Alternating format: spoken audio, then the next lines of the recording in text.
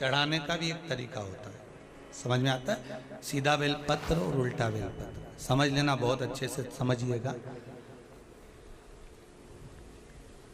शिव जी के सम्मुख में शंकर भगवान के शिवलिंग पर जब बेलपत्र चढ़ता है तो बेलपत्र का जो सीधा भाग होता है वो शिव जी के शिवलिंग पर होना चाहिए, उल्टा भाग ऊपर होना चाहिए। बहुत ध्यान से समझना हो।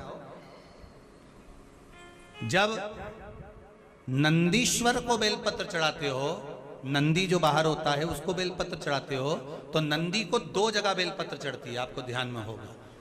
पहली बेलपत्र नंदी को जब चढ़ती है तो नंदी के सामने चढ़ती है, तो उसका बेलपत्री का जो डंडी का मुख है वो नंदी की ओर होता है और बेलपत्री की पत्ती का मुख शंकर जी की ओर होता है। समझ में आ रहा है सबको? डंडी का मुख, जैसे नंदी ऐसे बैठा है तो डंडी का मुख नंदी की ओर होगा, पत्ती का मुख शिव के, और ये सीधी की सीधी नंदी के सामने नीचे रखा जाती है, नंदी के सम्मुख। और एक बेलपत्र जब नंदी के ऊपर चढ़ती है तो डंडी का मुख शिव जी के ऊपर होता है और इस पत्ती का मुख नंदी के सिर पर नंदी की ओर होता है। ये दोनों में बहुत अंतर है महाराज।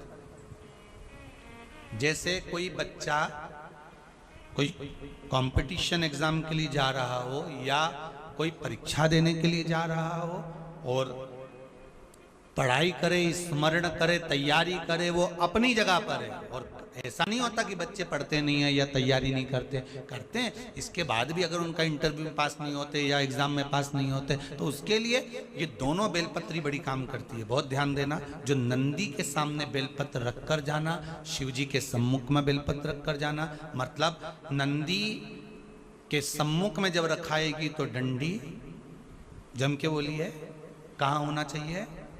नंदी की ओर।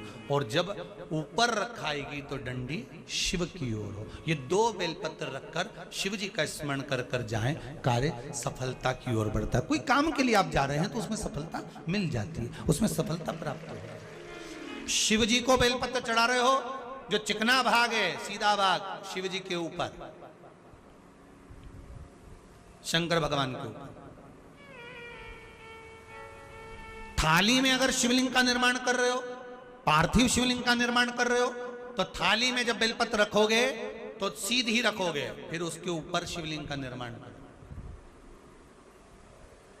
अगर आप निर्माण करते हैं पार्थिव शिवलिंग का और बनाते हैं बेलपत्र का नीचे, महाराज शंभु शरणे पड़ी मांगू घड़ी रे घड़ी, दुख काटो दया करी ने दर्शन।